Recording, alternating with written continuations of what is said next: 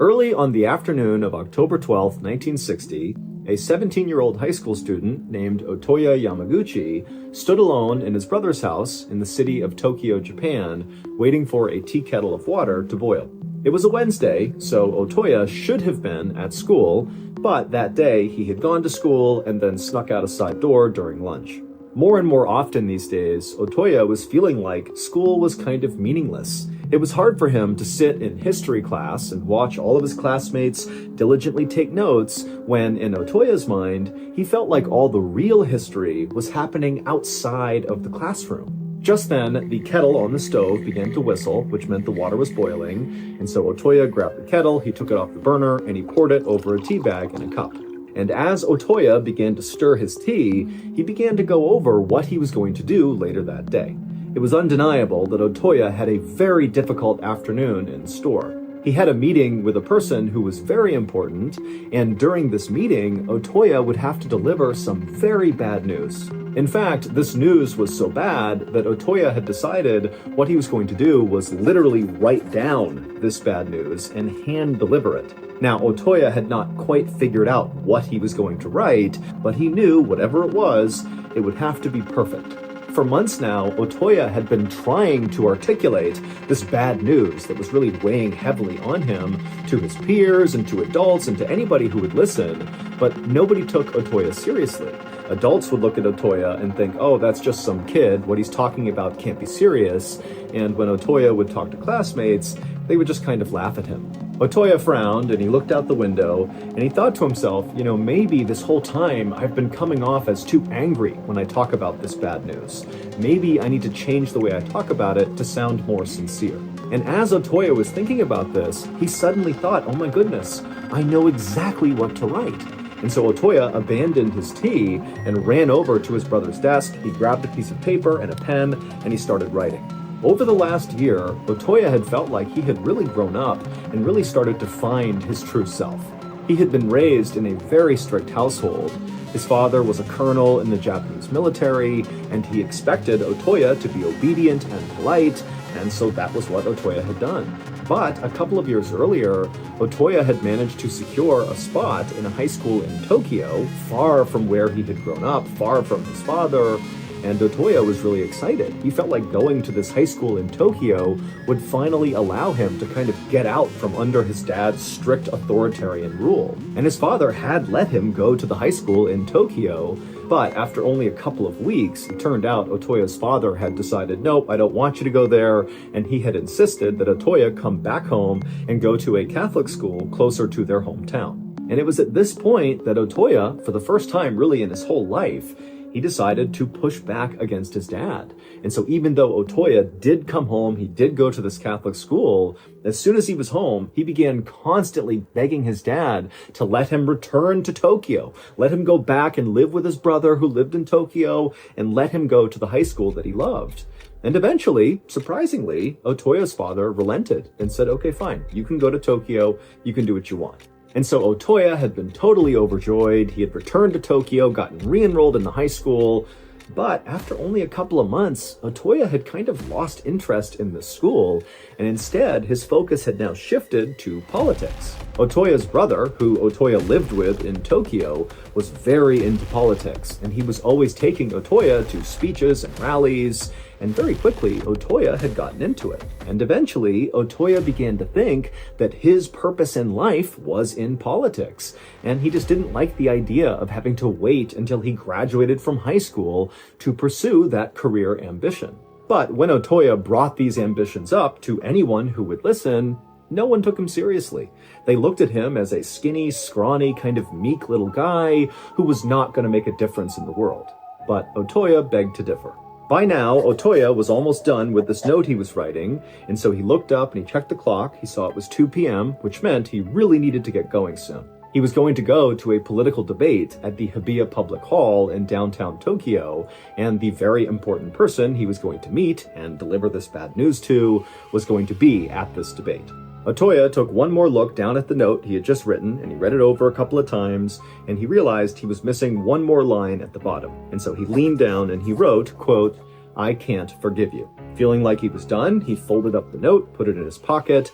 He stood up, he grabbed his school uniform jacket and put it on, and then he grabbed this package that he had got from his father's house and he put it under his arm, and then he headed out the front door.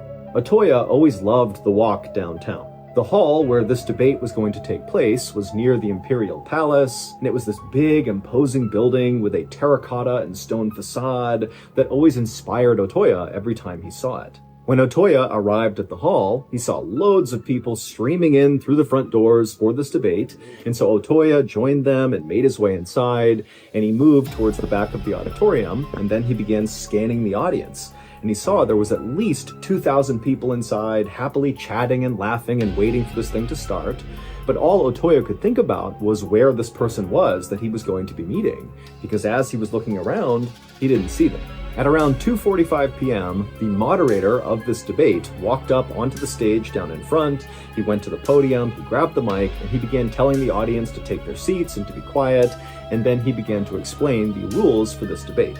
Otoya, at this point, was really only half listening because he was still looking all around the inside of this hall for this person he was going to meet. Where are they? They're not here. 15 minutes later, at around 3 p.m., the moderator left the podium and a new speaker came out on stage. He was a politician named Inajiro Asanuma, and he was the chairman of the Japan Socialist Party. But when he began to speak and all the thousands of people in attendance leaned in to listen, Otoya was totally not listening because he could now see the person he was going to meet had arrived. Careful not to cause a disturbance, Otoya moved from the back of the auditorium over to the side of the building, and he began walking up a side aisle, only stopping briefly near a trash can where he pulled out that package he had brought from his father's house, and he unwrapped it and he threw the wrapping away and held on to what was inside of the package. And then Otoya looked down at what he was holding, he took a deep breath, and then he looked up and broke into a run. What happened next was broadcast live on television all across Japan, and by that evening, the footage had gone so viral that it was basically all over the world. A photographer who happened to be in the crowd of people watching this debate also happened to take a very iconic photo of what happened next involving Otoya, and that photo would actually go on to win the Pulitzer Prize in 1961. The Pulitzer Prize is a really big deal. It's the most prestigious award for journalism. It would turn out the very important person that Otoya was supposed to meet inside of this hall during this debate was in fact the speaker on stage at 3 p.m., Inajiro Asanuma, the chairman of the Japan Socialist Party. And the package that Otoya had brought from his father's house to this meeting was a samurai sword. And so after Otoya unwrapped the sword, he took a deep breath and then ran up on stage, charged to the podium, pulled back the sword, and plunged it into Asanuma's torso before he could do anything. And the photographer out in the crowd who would win the Pulitzer happened to snap a photo right as Otoya was pulling the sword out of Asanuma and getting ready to stab him again. Onlookers would immediately rush the stage and tackle Otoya, but the damage was already done. Asanuma would pass away from his injuries within the hour. It would turn out Otoya, ever since moving to Tokyo, had become a radical right-wing ultranationalist. The note that Otoya had carefully penned and then folded up and put in his pocket before carrying out this assassination basically just said that Otoya did not hate Asanuma personally, but Asanuma was slowly transforming Japan into a communist country, and so Otoya could not forgive him for that. And so Otoya decided he needed to act. Otoya was immediately arrested, but 2 weeks later, while he was in prison, he would take his own life.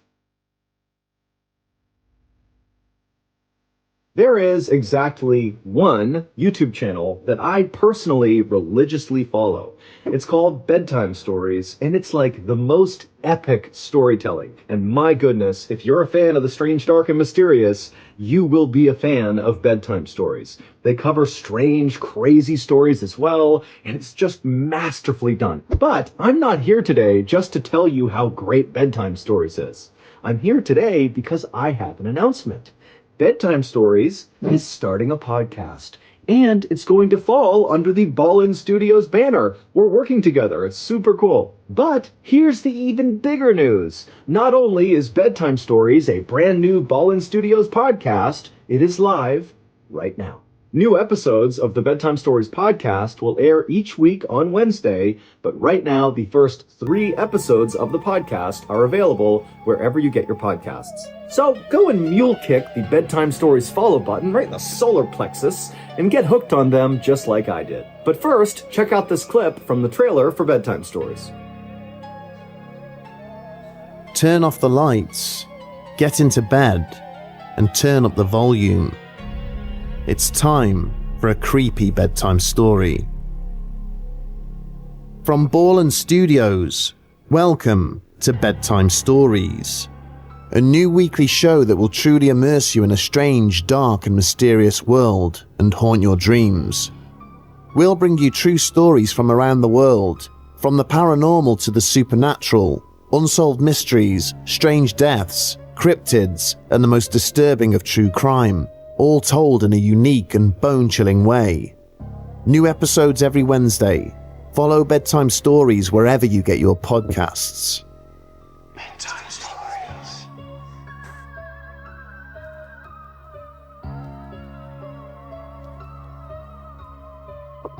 On a sunny afternoon in October of 2015, a 39-year-old man named Richard Jones walked along the perimeter of the yard inside of the state prison in Kansas, where Richard was serving time for a robbery. Up ahead, Richard could see there was a small basketball court with one hoop on it, and on the blacktop were dozens of other inmates that were exercising and chatting and socializing, and Richard actually knew most of them because he had been in prison for 16 years now, and Richard was also a very likable guy who was very outgoing and personable, and so he made friends really easily, even in prison.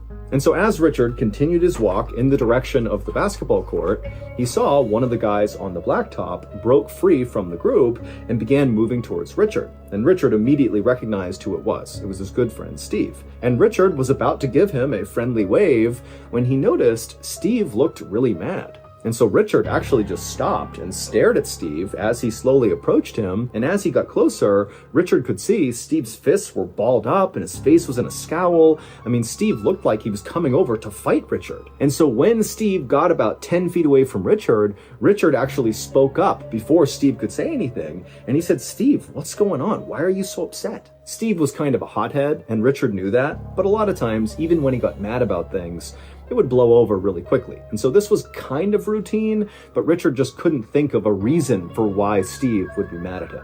And so Steve walks right up to Richard and he goes, "Oh, so now you want to talk to me?" Richard was immediately confused and kind of turned his head sideways and was like, "What?" Steve stared at Richard, kind of expecting Richard to eventually apologize or something, but eventually he noticed that Richard really was not sure what he was talking about.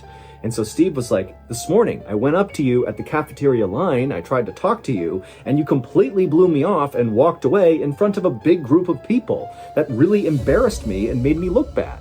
And Richard was like, "I have no idea what you're talking about. I didn't even see you this morning. I don't know where this is coming from." Steve was not buying it, and he was like, "Richard, I know it was you. I saw you this morning. I spoke to you this morning. You did that." And Richard was like, "No, really, Steve, I'm sorry. I have no idea what this is about."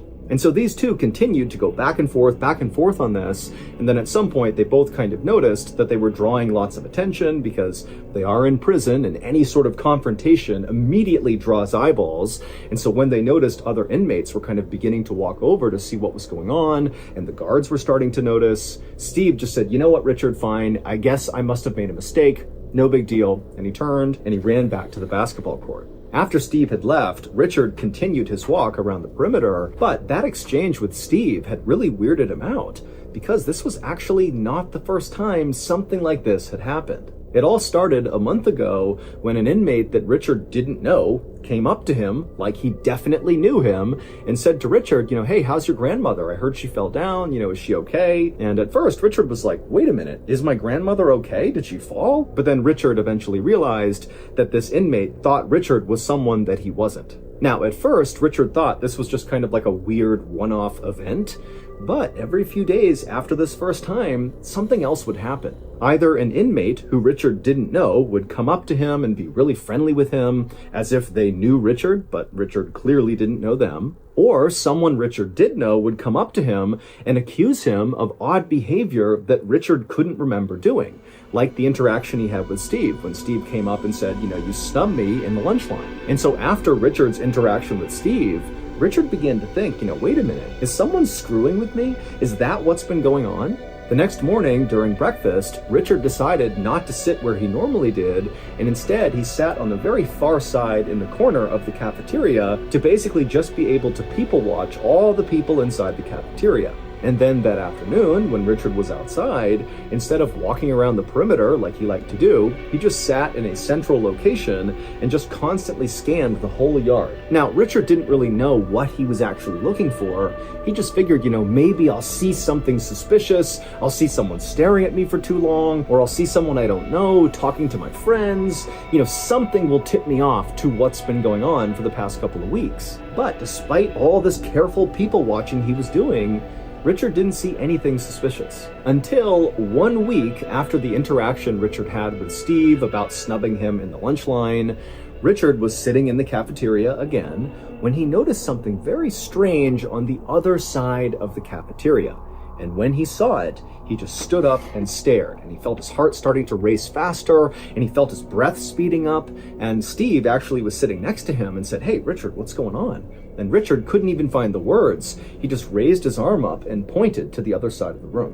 When Richard had originally been arrested 16 years earlier, it was for robbing someone in a Walmart parking lot. Richard had always claimed he did not do it, but multiple witnesses had pulled Richard out of a lineup saying, "That's the guy." And the woman who actually got robbed told police she overheard the getaway driver yelling to Rick, the man who had robbed her, to get in the car so they could leave. And Rick is a nickname for Richard.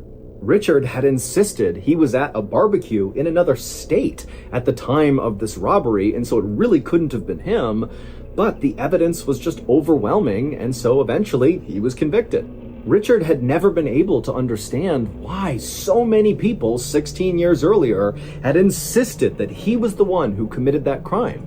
And more recently, he couldn't understand why his friends, like Steve, were accusing him of doing things that he didn't remember doing.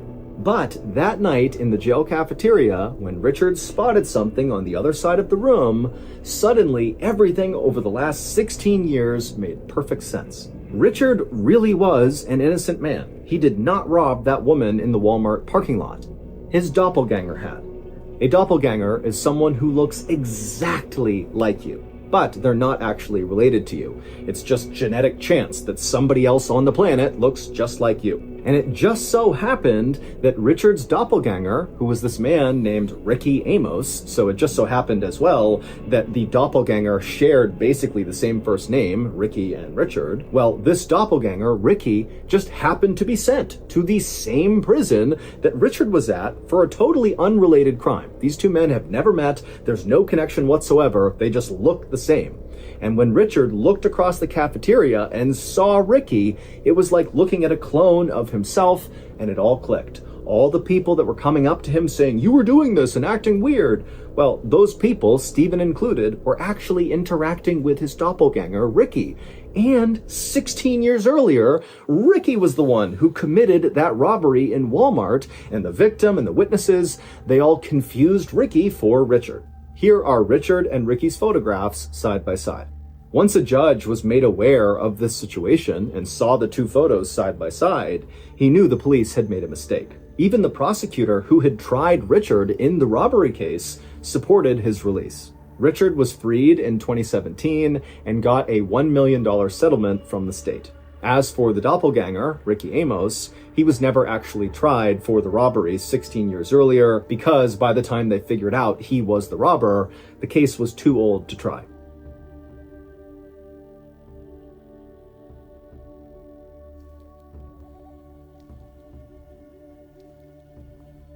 On the evening of March 15th, 2018, a 55-year-old man named Jian stumbled out of this fine dining restaurant in downtown Singapore and promptly threw up on the sidewalk. Pedestrians jumped back to get out of the way, and a woman in high heels and a beautiful fancy dress mumbled something insulting about how drunk Jian must be. But Jian was not drunk. He was totally sober, and now he was absolutely mortified. Jian was actually a businessman who was attempting to impress his clients at dinner, but as he had been sitting at the table with his clients, he had started to feel this pressure in his chest that became so intense that at some point he just had to get up and run outside and vomit. And so after Jian had stood up and wiped his mouth, he thought, now that he had been sick and thrown up, that he would feel better. But as he was standing there, he noticed the pressure in his chest had not been relieved at all. And so, as much as Jian wanted to stick around and talk more with his clients, he felt like the only thing he could do now was to go in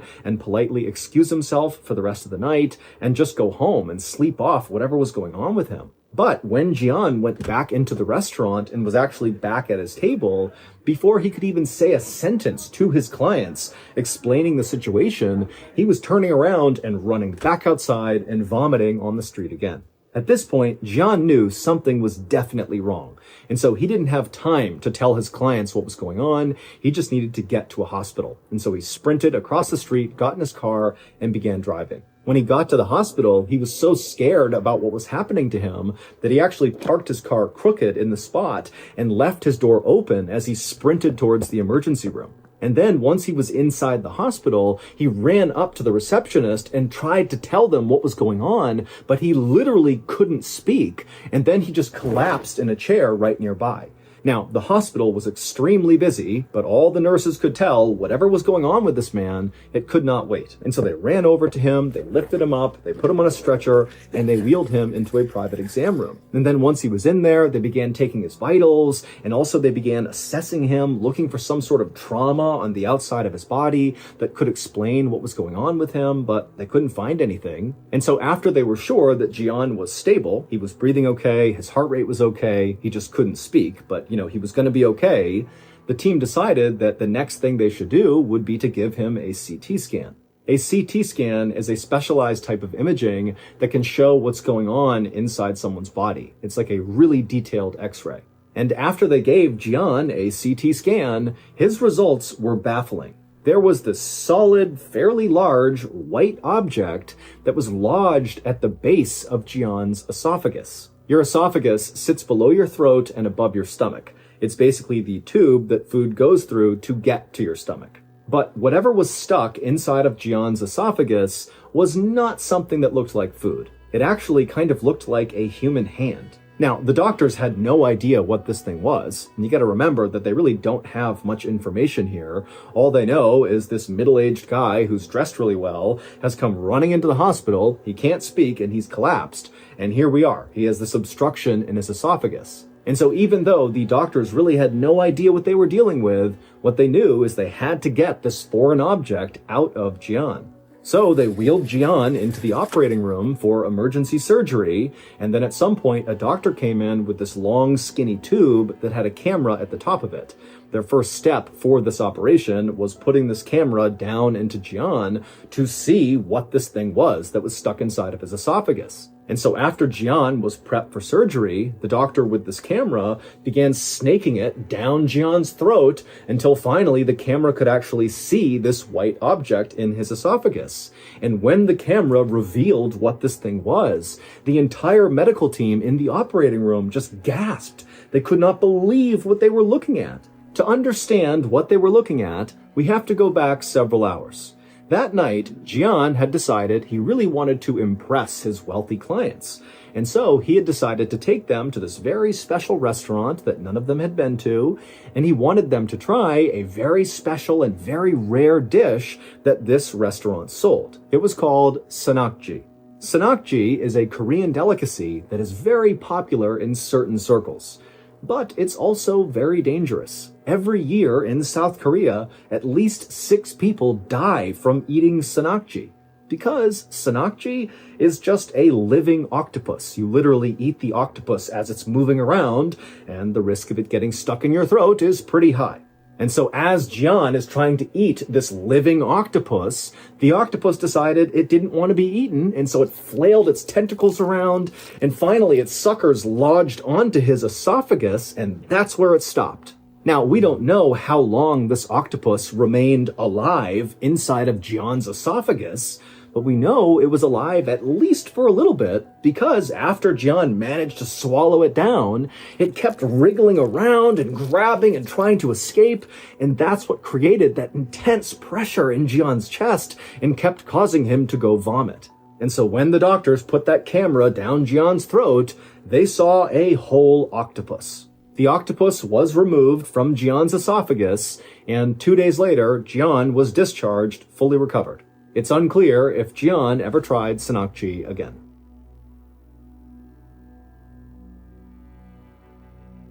At 4 a.m. on a winter day in 1993, a 50-year-old man named Joe walked down a dark hallway inside of his farmhouse in Kentucky. As he moved, he did his best to be as quiet as possible so as not to wake up his wife or son, who were sleeping nearby. But when Joe got about halfway down the hall, he happened to look inside the family room and he thought he saw something moving. He strained his eyes to see who it was, thinking maybe it was his wife or son who had gotten up for some reason, but he just couldn't tell.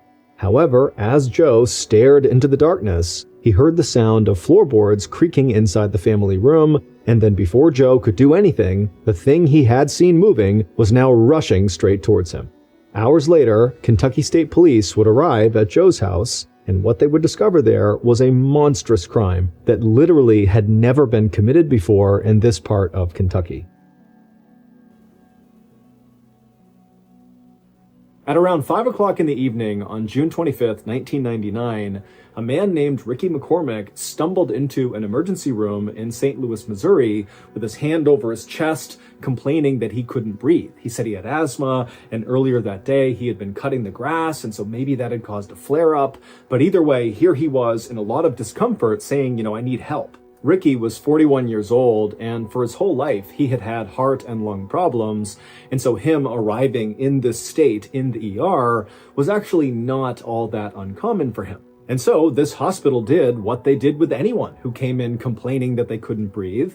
They immediately took Ricky to a back exam room and they hooked him up to all these monitors to make sure his heartbeat was steady and that his oxygen levels were plenty high. And once Ricky was in the exam room getting hooked up, he started acting really agitated and he kept looking around the room like he was scared that someone was going to jump out at him. And he was also sweating profusely, and whenever he did speak, he spoke so quickly no one could really understand him. But despite Ricky's odd behavior, the heart monitor showed his heart was beating steadily, his oxygen levels were perfectly fine, and when the doctor came in and examined Ricky, even though he clearly saw that something was off about Ricky, there wasn't any sign that there was anything physically wrong with Ricky. And so the doctor and the nurses agreed that whatever was going on with Ricky had to be psychological. And as it happened, Ricky did have a long history of psychological issues.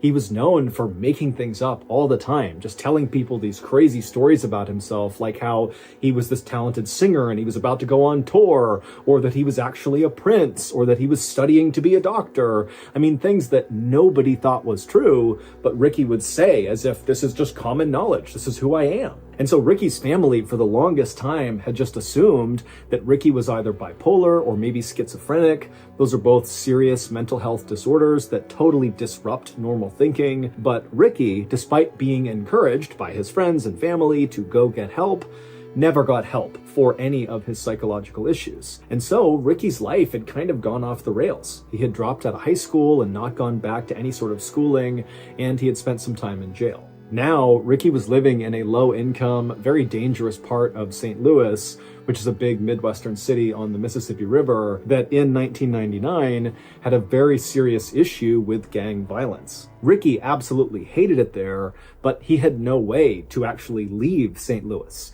In fact, Ricky didn't even have his own place. He bounced around from his mother's place, his aunt's place, and his girlfriend's place. Ricky did work, but the work was very sporadic, and it was for the most part just night shifts for random odd jobs. And when Ricky was actually working, he really just spent his time chain smoking cigarettes and drinking literally gallons of coffee. Back at the ER, Ricky, who was still in the exam room, had only been there for less than an hour when the doctor came back in and told Ricky that he was okay and he was going to be discharged. Now, Ricky immediately said, no, I have to be here tonight. I need to stay here. You need to admit me. But the doctor just kind of ignored what he said and handed him the discharge paperwork. 15 minutes later, when a nurse came back into the exam room to get this paperwork from Ricky, she would walk in and see Ricky still sitting on the exam bed, kind of fidgeting around, looking down at this paperwork on his lap that immediately she saw he had not filled out. He had just signed his name at the bottom. And when she walked in, Ricky looked up at her and he kind of shrugged his shoulders and looked at her and was like, "I don't know how to read or write. Can you help me?" And so the nurse immediately felt bad for Ricky. I mean, he's got dirty clothes on, he looks thin and frail, he's clearly very down on his luck, there's some issues happening with this guy, and he can't even fill out his discharge paperwork. And so she said, no problem. She sat down with him, and together they filled out his paperwork. And then afterwards, when she walked him out of the exam room back to the front of the hospital, Ricky turned to her and said, instead of going home, can you just let me stay here in the lobby just for tonight? And this nurse, who knew she was not allowed to do this, she looked around and saw it was not a busy night there. And so she said, okay, as long as you don't bother anyone, you can stay here. And so Ricky thanked her repeatedly and then walked over to the corner, kind of far away from the front desk and far away from the front door. And he sat down and folded his arms, and then he just stared at the front door. And so this nurse assumed that Ricky actually must be homeless, especially based on, how he came in and how he was acting.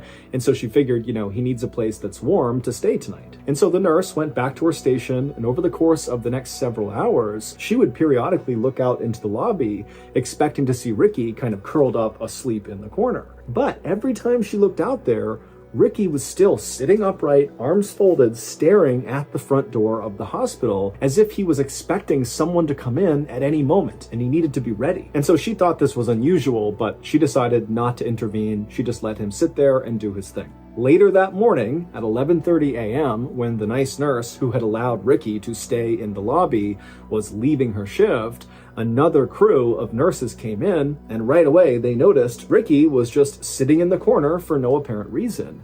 And when they walked up to him to ask if he was okay, what are you doing here? What can we do for you? Ricky, instead of trying to talk to any of these nurses, just got up and walked out of the hospital. After leaving the hospital, Ricky walked to a nearby payphone and he called his girlfriend, Sandy. And when Sandy picked up the phone, she immediately recognized her boyfriend's very familiar voice, but she also picked up that he sounded really tired and kind of out of it. And so when she asked him, are you okay? What's going on? Ricky would tell her that he had just spent the night in the hospital. But he didn't clarify that he had spent the night in the lobby of the hospital, not admitted as a patient at the hospital. But to Sandy, it really didn't matter because already this was raising red flags for her, because this was actually the second time that Ricky had gone to the ER just that week. Just a few days earlier, Ricky had been released from a different hospital in St. Louis after telling doctors there that he had had these chest pains and he couldn't breathe. And so he had been admitted for a couple of days, but ultimately they determined that there really was nothing wrong with him. And they too believed whatever was happening with him had to be psychological. And so he had been released. Additionally, Sandy had been growing increasingly worried about Ricky because over the last several weeks, Ricky had begun acting really paranoid, to the point where anytime he was in her apartment and somebody outside the apartment just walked down the hallway, Ricky would jump as if he was worried whoever was out there was going to barge in at any moment. But whenever Sandy asked Ricky, what's going on? Why are you so paranoid? He refused to elaborate. So, feeling very concerned about Ricky, on this phone call, Sandy would say to Ricky, please come to my apartment and let me take care of you. If you're not feeling well, I'll make you feel better. Just please come to my apartment right now. But Ricky said no, he did not want to go to Sandy's apartment. He told her instead he was going to walk to a nearby gas station to get a bite to eat, and then afterwards he would give Sandy a call. And so the two of them agreed to this plan. They hung up. But then Ricky did not call Sandy later. A worker at the gas station where Ricky said he was going would later tell authorities that Ricky did come into the gas station and he got a hot dog on that day, the 26th. And then the next day, this same worker said, yep, we saw Ricky again on the 27th. He came in here, he got a bite to eat, and then he left. But after that, nobody saw Ricky. Not his aunt, not his mom, not his girlfriend. He didn't show up in any other emergency rooms in Missouri. He just disappeared. On June 30th, so 3 days after Ricky was last seen at this gas station, A woman was driving her car 20 miles north of St. Louis on this highway when she looked out into this cornfield that butted up against the highway, and she saw kind of in the middle of it was this dark shape that looked totally out of place. And so she was intrigued enough that she actually pulled over on the road, she got out, and began walking into this cornfield to see what this thing was. And when she got up to this thing and saw what it was, she froze in horror, and then she screamed, turned around, and ran back to her car, and she flew to the nearest gas station, she grabbed a payphone, and she called 911. When the police arrived at this cornfield, they too walked out towards this dark thing, and then finally they saw what this thing was that had scared this woman. It was a dead person who was lying face down. Their body was very badly decomposed. And in fact, their body was just kind of falling apart. Like the fingers of this person's body had just kind of crumpled off of their hands. Now, based on what this person was wearing, they appeared to be male, but there was no way to tell how this person died or really how long they had been dead for. But despite the advanced decomposition, authorities were able to get a good fingerprint, and it would turn out that this body belonged to Ricky McCormick. The day after Ricky's body was found, the police would come out and say they were treating his death as a homicide. This area along this highway in this cornfield was actually a fairly common place for murderers to dump their victims. And it was very unlikely that Ricky had gotten there by himself. He didn't have a car. In fact, he didn't even have a driver's license. There was no public transportation that could have brought him to this spot. And if Ricky had decided to walk to this area for some reason, it was a solid 15 miles from where he lived and worked. Also, Ricky's body was way too decomposed relative to when he had last been seen alive, just 3 days earlier. And so there was a theory that perhaps he was killed somewhere else and then kept indoors in heat, and that had accelerated his decomposition, and that at some point whoever had killed him had moved his body and dumped it in this cornfield. And so on that first day of the homicide investigation, July 1st, the police put 18 detectives, so a ton of detectives, on this case, and they also appealed to the public to come forward if you had any information about what could have happened to Ricky McCormick. But just a day later, on July 2nd, the police came out and made an announcement that, after looking at all the evidence and looking at Ricky's body again, it did not appear, in fact, that he had been murdered, but instead he must have died of natural causes. This is a guy that had lung and heart problems, and so that is likely what killed him. Case closed. And so after this announcement, all of the evidence in Ricky's case was bundled up, put into storage, and people just kind of forgot about it. 6 months later, the Federal Bureau of Investigation, the FBI, got a tip that involved Ricky McCormick.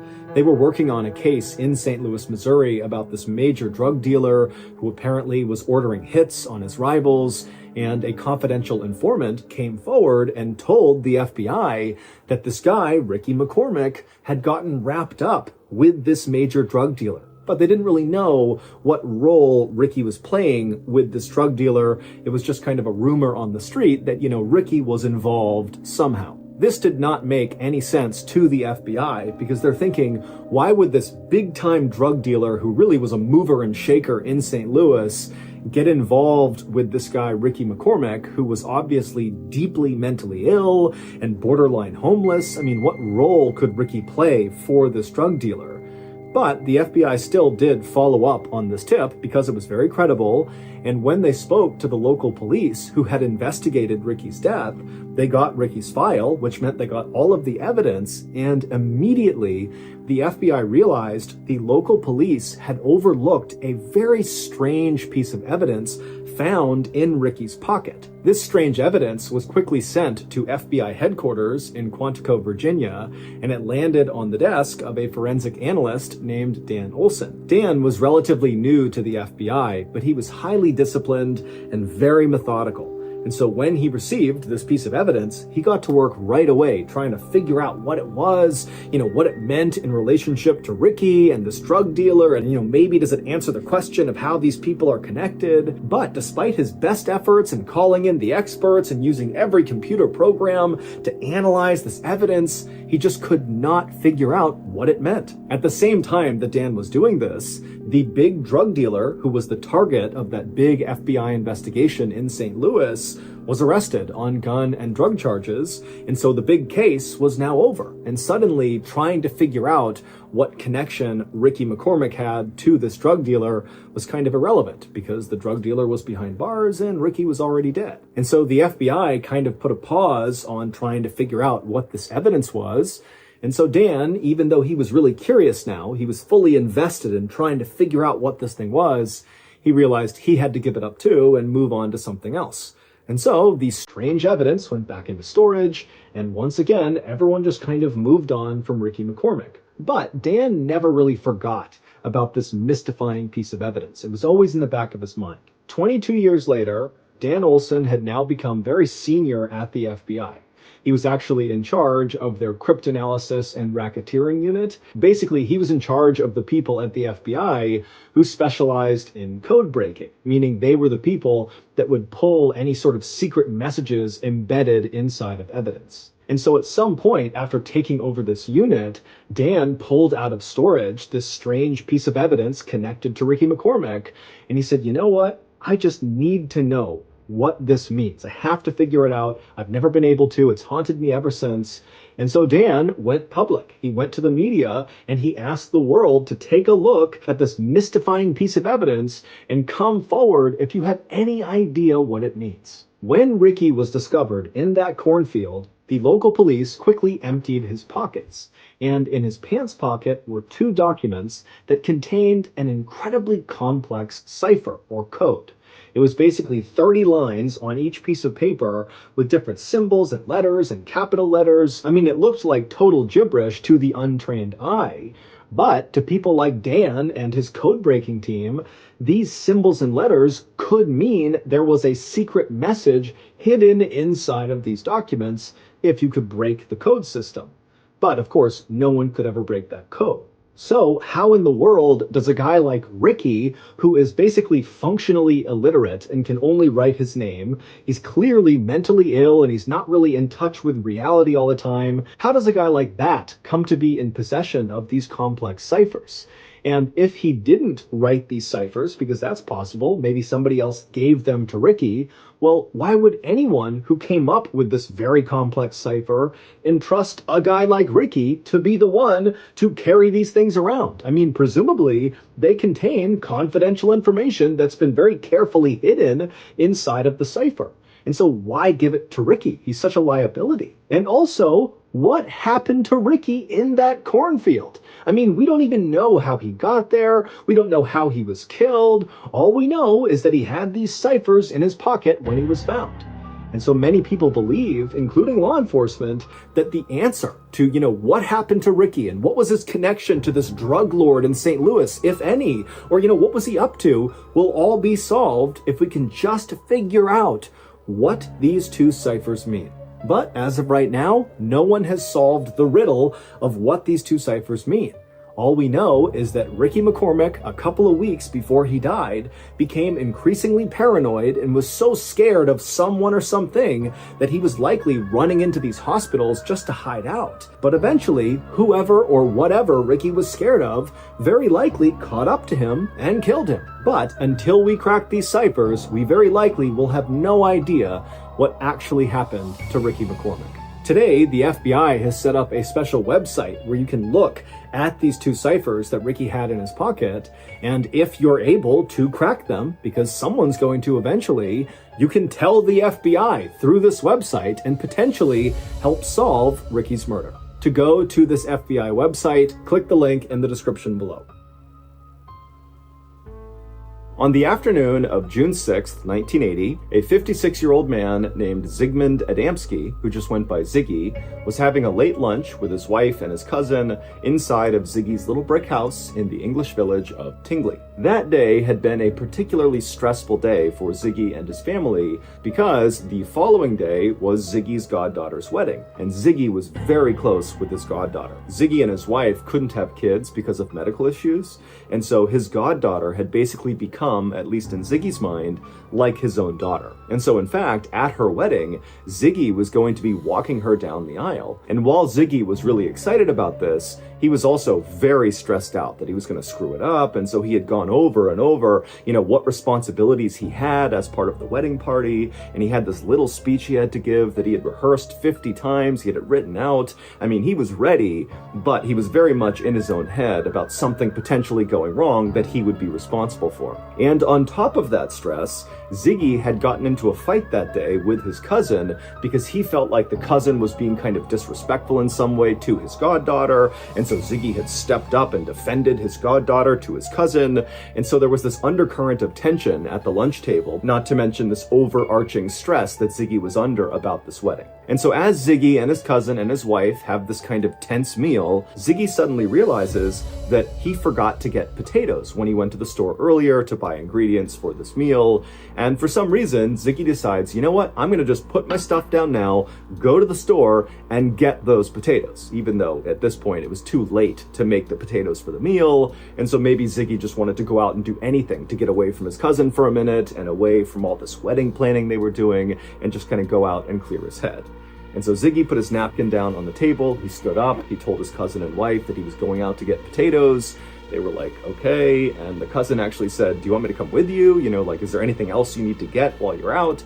And Ziggy said, nope, I'm good. He grabbed some cash out of his wallet and he headed out the door. The village of Tingley, where Ziggy and his wife lived, was a very safe place. He and his wife had actually moved there after fleeing from Poland during World War II, where both Ziggy and his wife, whose name was Lottie, had been held prisoner at some point. And so after all this trauma of being held prisoner and having to flee their home country, they had looked for the safest, best place to kind of resettle and stay for good, and Tingley was it, and they loved it.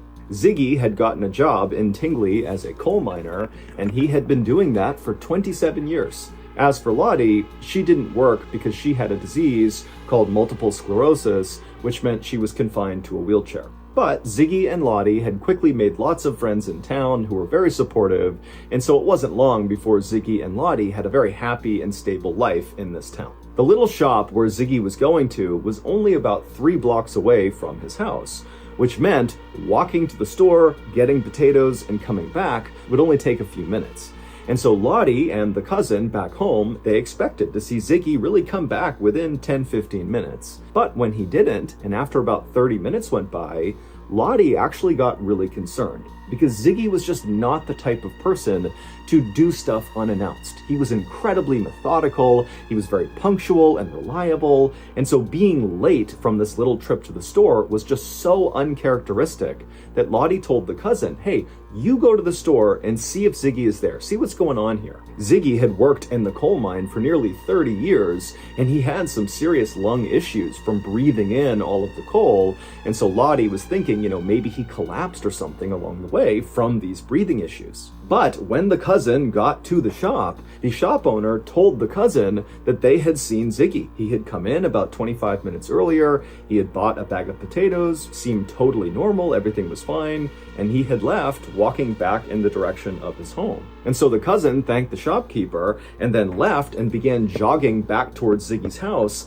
thinking, maybe he had just not seen him on the way, that maybe Ziggy was sitting down somewhere on this 3-block path. But the cousin got all the way home and didn't see any sign of Ziggy. And so after going back inside of the house, the cousin and Lottie talked about what they should do, and they actually went back out into the neighborhood asking around, asking neighbors and other people if they had seen Ziggy. But after a couple of hours of canvassing the neighborhood and not finding Ziggy or finding any indication of what happened to him, Lottie ended up calling the police. But the police were not inclined to launch a huge investigation for a grown man who's only been missing for a couple of hours in his neighborhood with no sign of foul play or any other sign that anything really bad had happened. And after the police began asking questions of Lottie and the neighbors about what Ziggy's life was like, they learned that recently Ziggy had been declined for an early retirement from the coal mine. Because of those breathing issues he was having, he had requested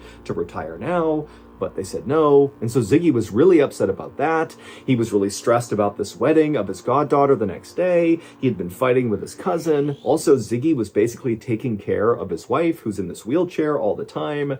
And so because of all these stressors in Ziggy's life, the police started to wonder if maybe it was possible that Ziggy had not been going to get potatoes, but in fact was just kind of abandoning his family. And so ultimately, on the day that Ziggy went missing, the police told Lottie and Ziggy's cousin that they should just sit tight, see if he comes back tonight, and if he doesn't, go to the wedding tomorrow, because Ziggy is so close with the goddaughter. If he's having some sort of issue right now, he's very likely to come back for something as significant as this wedding. And so Lottie and Ziggy's cousin stayed at the house all night. Ziggy did not come back. They didn't hear from him. And the next day they went to the wedding, but Ziggy didn't show up for that either, even though he's supposed to walk his goddaughter down the aisle. And so after coming back from this wedding, Lottie called the police, she called local hospitals, she talked to all of her neighbors. I mean, she really put out like an all-points bulletin to everybody in the area that something terrible has happened to Ziggy and we need to find him.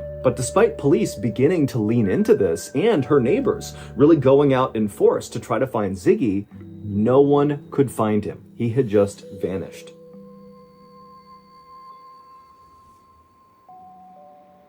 Thank you to BetterHelp for sponsoring today's video. Back in 2017, when I left the military, I really struggled to reintegrate back into society. But ironically, I didn't know I was struggling. I just assumed that the random bouts of anger and frustration and general dysphoria that I was feeling all the time were totally normal, and everybody else was dealing with these things too. It wasn't until my family came to me and said, "John, we're really worried about you," that I finally kind of looked inward and realized there was an issue, and so I went out and got help. I got a therapist. And honestly, it changed my life. And now, today, in 2023, even though I would consider myself to be very well adjusted and happy, I still see a therapist because maintaining your mental health is just as important as maintaining your physical health. So if you are struggling right now, you're kind of caught in your own head, and you're open to therapy, consider giving BetterHelp a try. BetterHelp is a highly reviewed online therapy platform, which means you can get the help you need right from the comfort of your own home. Get matched with a BetterHelp therapist after filling out a brief survey, and then it's up to you how you communicate, whether that's through text or chat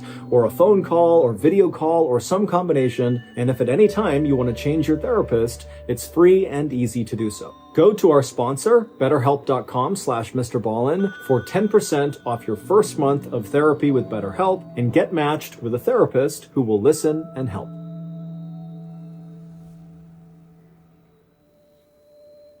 On the morning of June 11th, so 5 days after Ziggy went to get potatoes and then vanished, a man named Trevor Parker got to work at his father's coal yard in the English town of Todmorden. The coal yard was basically just this big open lot that had a chain link fence around it that butted up against some railroad tracks.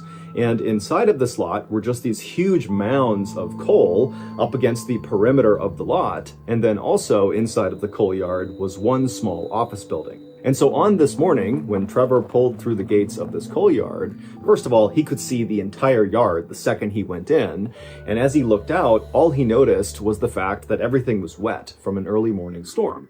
And so after just kind of surveying around the lot to make sure none of the coal got blown around from the storm, he made his way to the small office building to do some paperwork. Trevor would work inside of that office building for a while, and then around lunchtime, Trevor decided to just go and get some lunch and kind of have a nice long lunch break. And so he left, he went to the pub, he was there for a couple of hours, and then around 3:45 p.m., he came back to the coal yard, and when he went through the gates, everything looked the same, except there was this dark thing on top of one of the coal piles in the back of the yard. Now, Trevor didn't know if he had seen it when he had first arrived that morning, or if it was new, but whatever it was on this pile, it immediately caught Trevor's attention. And so after parking his vehicle, Trevor began walking over to this 12-foot tall coal pile with this thing on it, and when he got about 30 feet away from it, he realized he saw someone's shoe, that this dark figure was a person, and right away Trevor started rolling his eyes because there was a group of homeless people that lived near the railroad tracks just outside of the coal yard, and it wasn't uncommon for them to get really drunk and then wander their way into the coal yard where sometimes they would fall asleep. And so Trevor's thinking, okay, clearly one of these drunk homeless people has found their way into the coal yard and they've passed out on top of this pile of coal. And so instead of going over and talking to this person directly, Trevor just turned around, went back inside of the office building, and he called for an ambulance. The ambulance arrived a few minutes later. They did not have their sirens on. They didn't come flying into the yard. This was a routine thing they were doing. They were scooping up a drunk and bringing them back to the hospital. And so when the medics got out of their ambulance and Trevor directed them over to the proper coal pile, they were just cracking jokes along the way. This was not a big deal. When the two medics got to the bottom of the coal pile, one of them began climbing up the coal to go see this drunk person and get them down. And so Trevor, as this is happening, he walked a little bit closer, and when he did, he realized that the person who had fallen asleep on the coal, they had really nice pants on, like tailored pants. They were certainly not what Trevor expected this person to be wearing. But before Trevor could even really react to the clothes this person had on, the medic who had climbed up had finally reached this person. They reached down and began trying to move the person around. And suddenly, when they had manipulated this person's body enough, the medic's facial expression completely changed. They went from somewhat routine to totally horrified, and they backed off of this person on the coals. They turned around and ran down the coal, practically falling over themselves. And when they got down there, Trevor heard the medic say to his partner, call the police right now. And Trevor said, what's going on? What did you see? And the medic who had reacted that way just shook his head and walked away to kind of compose himself. And so Trevor at this point was starting to get spooked himself. Clearly, whatever the medic had just seen had really shaken him up. And so Trevor just kind of stood there while the other medic ran in and called police. And then a few minutes later, a police car came flying into the coal yard, and an officer named Alan Godfrey, along with his partner, got out of the car. And right away, the medic who had gone to the top of the pile and been freaked out by what he saw, walked over with a very ashen face, and he told Alan Godfrey that something was terribly wrong with the person on top of this pile. And so Alan, not really sure what to expect, walked over with his partner to this coal pile, and with the medics and Trevor standing back, Alan, on his own, climbed up the coal, and he looked down at this person. And what Alan saw was a man lying on his stomach wearing a beautiful three-piece brown suit. And Alan immediately noticed that there was absolutely no soot from the coal that this guy was laying on his suit, even though Alan, just to get up here, had basically covered himself in black soot. And so he was wondering, how did this guy get up here and not get covered in soot? It didn't make any sense. Also, Alan noticed that this guy's hair looked totally bizarre. It looked like someone had given him like a really bad haircut with dull scissors. Like they just grabbed tufts of his hair and kind of chopped randomly. I mean, his hair was kind of all over the place. There were bald spots. And then as Alan looked from this guy's hair down, he noticed almost hidden in his hairline was this fairly deep wound in the back of his neck that was still bleeding.